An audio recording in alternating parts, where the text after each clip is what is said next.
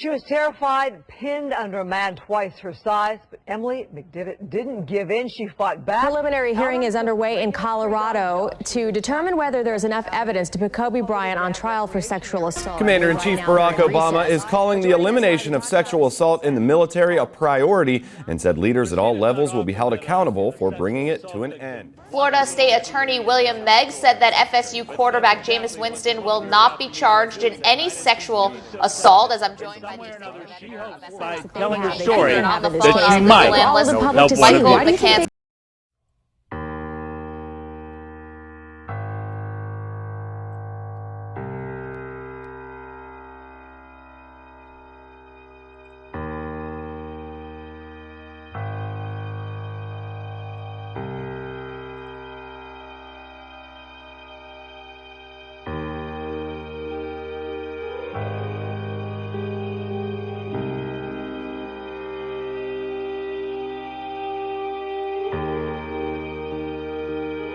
Violence, sexual assault, they're things that are little touchy subjects for people to talk about, but if we do talk about them and raise a little awareness, I think that's the only way we can solve the issue. The counseling center, for pretty much last 5-6 years of data that we have available, we've been seeing 50 to as many as 75 students who have experienced sexual and relationship violence.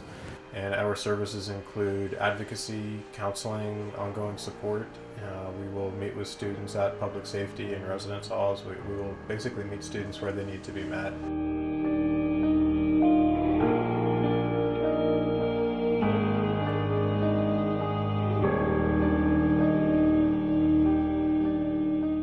No, I did not. No, I did not. No, I don't. No, I wasn't aware. I had not heard about that. No. I did a little bit. No, I didn't know about the decision. I don't know all the details. I don't think it affects me directly, but I think that just as a student at this university, yes. I feel like it's taking a lot away from people that need the help with advocacy and all that. With people who, if their specific problem is towards sexual assault, then they will be less likely to come up and voice it. At my university, they do have an advocacy center, and it really helps students who need the services and want to get help.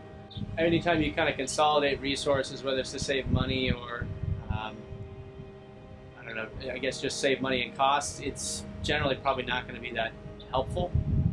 When you have something that people are used to going to, they may not be comfortable going to the new place, they may not be aware of it. I don't think it was a great decision. But I go to OCC, and we don't have anything like that at our school, but I think that it is a very interesting aspect to have at a college. And being up at Syracuse for the day is definitely interesting, and hearing more about it. No. I'm not personally, no. Not physically, but verbally. Not assaulted, but it's definitely like the cat calls and like the messages on Facebook or Twitter, just like all that stuff. I feel like people don't take the human sexuality as serious as they should. I had a friend who was sexually assaulted in undergrad, and they used the on-campus resources at that institution, but I don't have any friends here who have been sexually assaulted. I felt that they're taking away and minimizing a little bit the issue of relationship violence and sexual assault.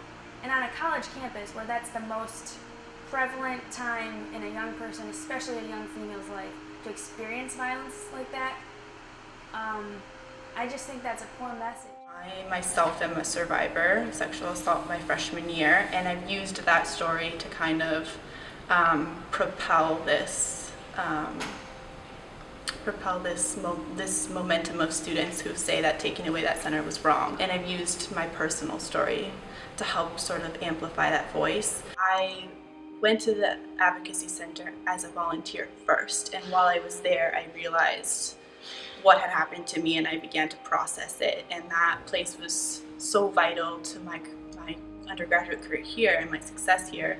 I often say that if I hadn't have had the advocacy center, I probably wouldn't have graduated. One of the misconceptions that's out there is that students won't go to the counseling center, whereas really they have been. And I think the important part for us is to make clear we don't look at this necessarily as a mental health issue, we look at this as a support issue, and making sure that the students know that we are larger than just that, I think, misconception of what mental health services are.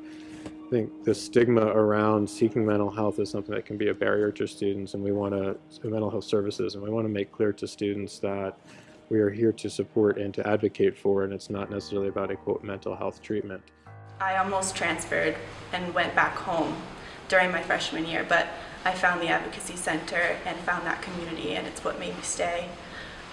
So my opinion about the Advocacy Center being taken away is obviously coming from a very personal place, and that it really helped me become who I am today. And I think in general it's just an important statement that universities can make, that sexual assault and relationship violence is real, that it happens on campuses, and having a center solely dedicated to that shows that the university thinks it's an important issue.